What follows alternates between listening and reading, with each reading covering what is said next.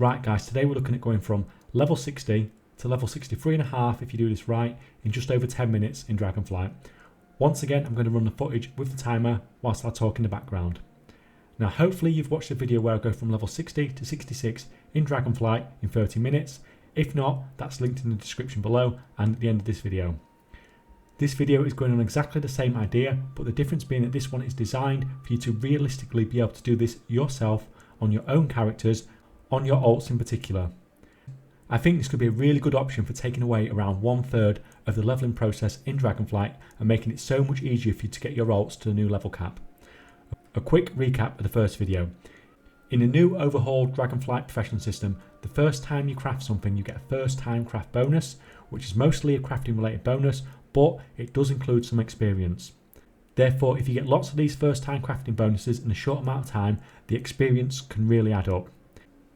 This is not a bug. Since I filmed the first video and started filming this one, it's now changed on the beta so that it even pops up when it says first time crafting bonus to state that it gives you bonus experience, so this is definitely intended behaviour. What I have done is come up with a method by how this could be a realistic leveling strategy for your alts, in particular in Dragonflight. Basically, what we're going to be doing is picking up some materials from the auction house and making various crafts from blacksmithing, tailoring and leatherworking to just grab as much experience from these as possible.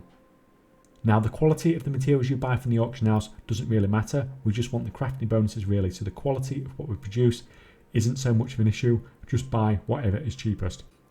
That being said, at the start of Dragonflight these materials will probably not be cheap, but I've intentionally picked stuff that I know will get much cheaper over time. I'm going to be doing this to boost all my alts, but a few weeks after Dragonflight releases, the list of materials you need to be able to do this should be affordable by most. We start with our level 60 in Valdrakken. You can get any of your alts to Valdrakken in 10 minutes. If you don't know how to do this, I have a video link for that below too.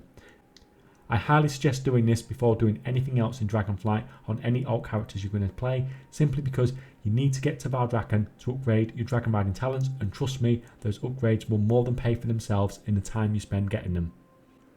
We are in Valdrakken on our level 60 alts then. We are going to craft like crazy. Now obviously you're going to spend some gold on all the materials we need to get all these first time crafting bonuses, but importantly this gold isn't a write-off. Firstly, we are leveling tailoring, leatherworking and blacksmithing. We're going to craft all the blue armour, so that means whatever class or spec you are, you're going to craft yourself a full set of blue bind on equip gear, so we're not just getting experience but some solid gear too. Secondly, you're going to be crafting a lot of profession gear as well, so that may be relevant to you depending on what professions you want to pick up in Dragonflight. Thirdly, everything you are crafting is bind on equip, so it can be sold on the auction house. And finally, fourthly, you also get several hundred artisans metal from this process, which is a really useful crafting region if you do want to engage with the new profession system. The point is that the gold you are using to buy these materials is not completely lost. You can recoup some of it, or you're going to get something useful besides the experience out of it. Something else to consider is just because it's going to be expensive to do this on the day that Dragonflight releases, it doesn't mean that what we're talking about here is useless. Say I was a skinner. One thing I may consider doing on release was using the skinning skill to gather materials, use those materials to do the leather working portion of the guide, which rewards just over a level between level 62 and level 63. Right, I'm not going to list the materials you need or the build order you need to do on the audio on this video, simply because there's just too much of it and it would just be an annoying experience for you guys trying to write it down if you wanted to try it out. All the materials and the build order are in the description below.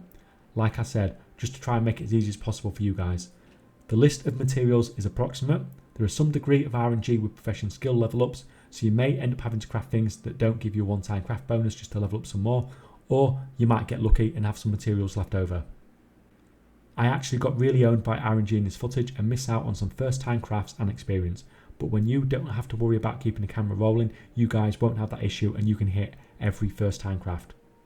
I could have gone back of course. I didn't want loads of cuts in the footage, but I ended up making a super amateur mistake and having to make a cut anyway due to running out of gold to train my profession skill. This took a lot of effort to set up on the beta, so I couldn't just refilm it like when I had bugs in the original footage of the level 60 to 66 video. If it makes things any easier for you, you may have noticed me using the filter option in the top left of the profession UI and clicking first time crafts only.